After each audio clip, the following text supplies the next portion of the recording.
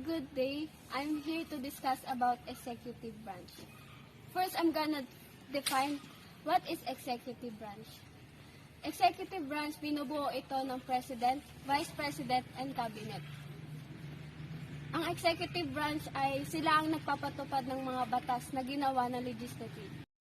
And now we proceed to the qualification of running for President and Vice President.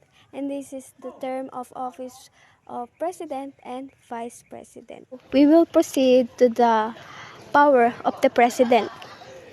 Una na dito ang power of control over the executive branch.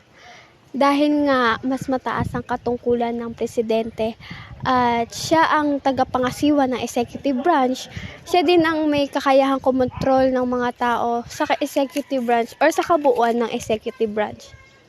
Pangalawa, ang supervision power. May kakayahan ng presidente na i-supervise yung mga mabababang lokal ng gobyerno. Pangatlo, power of appointment. Ang presidente ay may kakayahan na mamili ng individual na ninanais niya na maging parte ng isang department or may nakikitaan niya ng kakayahan ng isang individual na maging parte ng isang department. Ngunit hindi lamang doon natatapos ang pag-a-appoint dahil if mag-appoint man siya ng mga tao at hindi maaprubahan ng Congress ay hindi maitutuloy ang appointment ng isang individual. Pang-apat is ang ordinance power. Ang ordinance power is authority of President to address urgent issues. Panglima, military power. Ang presidente ay may kapangyarihan ng kontrolin ang sandatahang lakas. Halimbawa na lamang yan ay kung ang presidente ay magpapasa ng martial law ay kaya niyang i-control ang sandatahang lakas dahil siya ay may kapangyarihan para dito. Pang-anim ang pardoning power.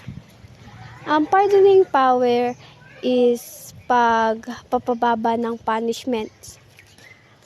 May kapangyarihan ng presidente na pababain ang sentensya ng isang nakagawa ng isang krimen.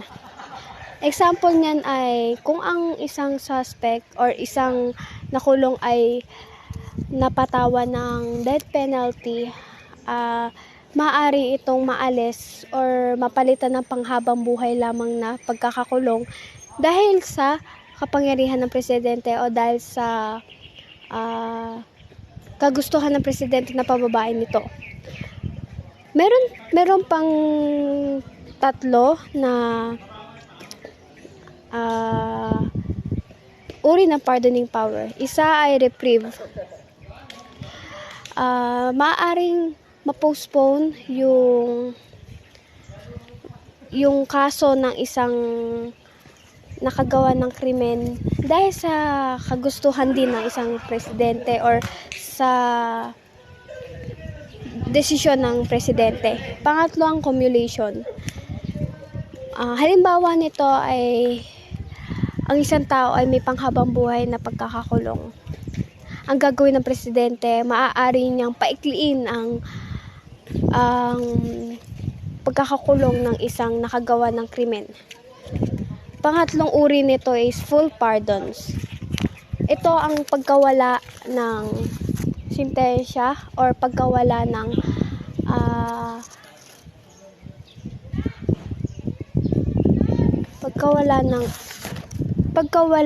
totally ng kanyang pagkakakulong or sentensya niya. Pangpitong kapangyarihan ng presidente ay ang borrowing power.